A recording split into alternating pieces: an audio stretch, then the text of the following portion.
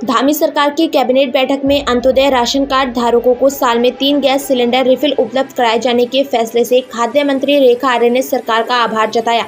रेखा आर्य ने कहा कि सरकार साल में 3 रिफिल सिलेंडर में पहला सिलेंडर अप्रैल से जुलाई के मध्य, दूसरा अगस्त से नवंबर के मध्य और तीसरा दिसंबर से मार्च के मध्य उपलब्ध कराया जाएगा। वहीं दूसरा महत्वपूर्ण फैसले के तहत किसानों को 20 रुपये प्रति क्विंटल बोनस के तौर पर दिया जाएगा। इससे किसानों को आर्थिक मजबूती मिलेगी। कैबिनेट मंत्री रेखा आर्य ने कहा कि महिलाएं परिवार की रीढ़ होती हैं और ऐसे गरीब परिवार के आर्थिक बोझ को कम करते हुए साल में 3 मुफ्त गैस रिफिल का प्रावधान अंत्योदय कार्ड धारकों के लिए किया गया। देखिए, भारतीय जनता पार्टी के दृष्टिपत्र में और चुनाव के दौरान भी यह घोषणा कर दी गई थी माननीय मुख्यमंत्री जी के द्वारा भी कि हम अंत्योदय की जो हमारा परिवार है उनको हम साल में 3 गैस रिफ़िल करा के हम उनको देंगे और वो जो उनकी गैस रिफ़िल की जाएगी वो उनको मुफ्त में दी जाएगी।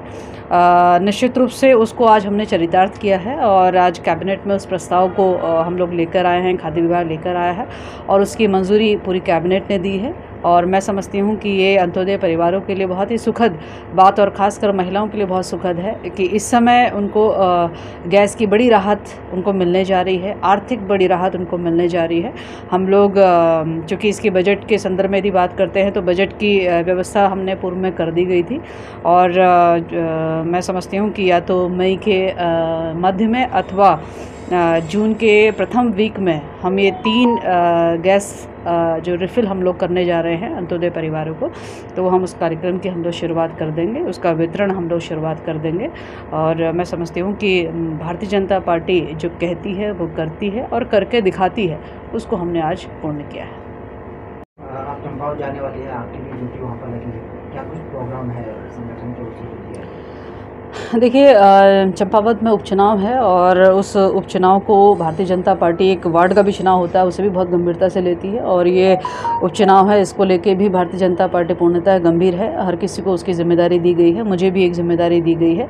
निश्चित रूप से अपनी जिम्मेदारियों का निर्वहन करने में चंपावत जा रही हूँ और मैं समझती हूँ कि ये चंपावत की जनता का भी और माननीय मुख्यमंत्री जी का अहोभाग्य है कि चंपावत की जनता एक विधायक का नहीं बल्कि एक मंत्री का भी नहीं बल्कि एक मुख्यमंत्री का चयन जो है वो करने जा रही है। चंपावत का वातावरण बहुत ही अनुकूल है और चंपावत का वातावरण में एक नई ऊर्जा है कि हम एक ऐतिहासिक जीत जो है अपने माननीय मुख्यमंत्री जी को देने का काम करेंगे। माननीय मुख्यमंत्री जी का वहाँ बचपन से वहाँ उनका रहना, वहाँ उनकी स्कूलिंग इत्यादि वो सारी चीज़ें रही हैं, तो चंपावत की जनता से उनका जुड़ाव पहले से रहा है। खटीमा विधानसभा भी उससे लगती हुई विधानसभा है, तो निश्चित रूप से लोगों का आशीर्वाद उनको बहुत बड़ी ऐतिहासिक रूप में मिलने जा रहा है और मुझे लगता है ये चुनाव मात्र एक औपचारिक है। कांग्रेस कहीं पे भी दूर दूर तक जो है वो नहीं दिखाई पड़ रही है।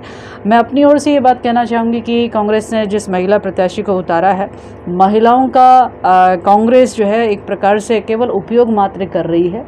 और यदि हम पिथौरागढ़ का उपचुनाव देखते हैं तो उसमें भी उन्होंने महिला प्रत्याशी उतार के एक मात्र औपचारिकता पूर्ण करी है, उसमें कोई गंभीरता उन्होंने नहीं दिखाई।